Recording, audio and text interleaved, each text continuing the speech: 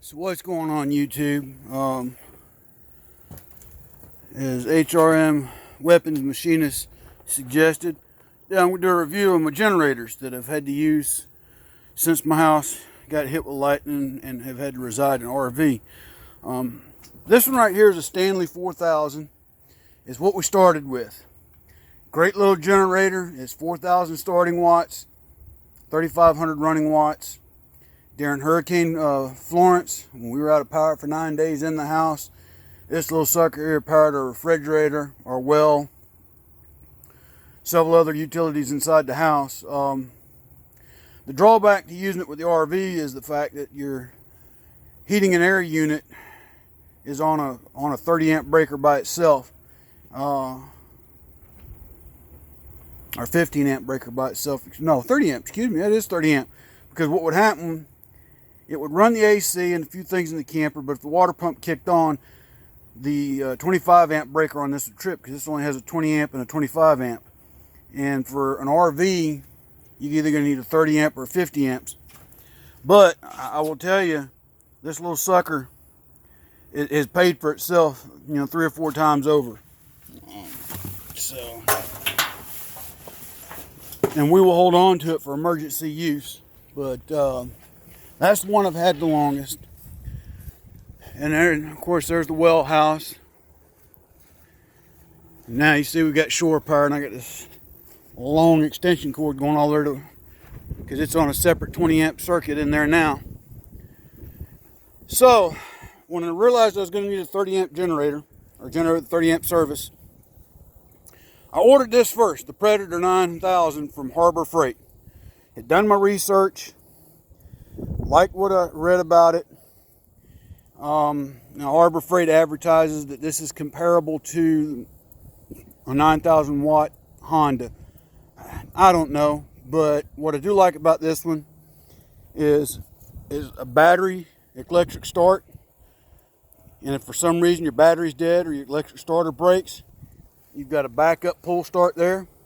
Okay, there's your 30 amp. Okay, but it's also got a plug for 120 and 240. Okay, that's great if you're running a service that requires 240. All right, so when I get the new house put up, I'm going to have a generator transfer switch put in to where I can do that. That way I can run a couple of my double pole circuit breakers for certain items in the stove, water heater, whatever. But for most of your RVs, you're going to be, at least on the travel trailer size, you're going to have a 30 amp 120. Okay, that's what this is. This is 30 amp at 120 volts coming off that panel. Okay, it's a single pole 30 amp breaker. But back to the generator. But this one didn't come in time when I first ordered it, and that breaker on the other one kept tripping and kept tripping. So I finally broke down and ordered a second one, and then I got to thinking, I'm going to need a second one. So I got this Champion dual fuel. It's 4750 running watts, or 4750 starting watts, 3800 running watts on gas. Now, what I like about this one, if I don't have gas but propane, I can run this off of propane with an adapter. And again, it's battery powered with an electronic push start. Okay, but with propane, as you can see from here, it has a little less power with propane, but still more than enough to run what I need to run the camper. And again, if my push button breaks, it has a backup pull cord. Now, obviously, the Predator has more power, and it's going to be great when I get the new house put in the event of a power outage, because that will power probably 2/3 of the things I need powered in the house in order to sustain until grid power comes back on. The other thing I like about this one, you've got this gas gauge that tells you when it's full or empty. So up here it's full, down here it's empty. Okay. Drawback to the Champion. Nowhere is there a fuel gauge on here. So you actually have to open the cap and look in, and if you see gas, you got gas. And then when you're filling it, you basically kind of fill it until it almost starts spewing out the side a little bit. What are some other pros and cons? The Predator, more power, It has an 8-gallon tank and will run for 13 hours at half load. Okay. One night it got so cool we didn't run the air conditioner, and I got like 15 hours out of a tank of gas on this one. The Champion has a 3.4 gallon tank and will run 9 hours at half load. All right. So, like I said, so when I was doing this, the beauty about having two that can do the job is would run one at night and run one during the day. That way I wasn't burning one completely out. Okay. Now there was a couple of days I did run the Predator for 24 hours straight. Didn't seem to hurt it. But eventually what happens with these generators, as they're running, they burn a little bit of oil. And once they get below a certain amount of oil, they'll shut down. That's the other thing I like about both of them.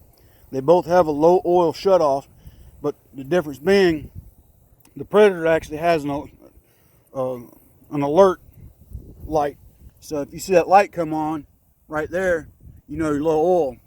With this one over here, it just shuts off. So you're not entirely sure what's wrong when it does. But at the end of the day, they're both good quality generators. I know a lot of people say stuff about Harbor Freight. And really Harbor Freight, it's a toss-up on what you're buying. But these Predator generators, for the price, the Predator, that was about $7.49, and that was about $7 even, the Champion. Okay, so if you like RVing, either one will do the job. But for a home backup, I would go with the Predator. More power, all right? More power, and you've got more than one breaker on here. So you've got your 30 amp and you got 220 amp, and you're good to go.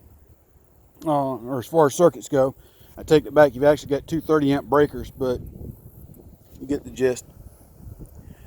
And it's even got a 12 volt DC on the Predator, whereas the Champion doesn't. But again, at the end of the day, you know, good little generators, both of them. Hopefully I got something out of this, folks. And again, and while they're still sitting out here is because in case I get a power outage due to nature, I still got these ready to go. This week we're going to do an oil change and service, both of them though, just to kind of get them back into tip-top shape. So other than that, folks, I hope you got something out of it. I found this one on Amazon, the Champion, and like I said with the Predator, I just ordered it from Harbor Freight site. Okay, so if you got questions, something I might have missed that you think I needed to cover, just put it down in the comment section below. But until Monday, God bless, take care. It's the Old Soldier out.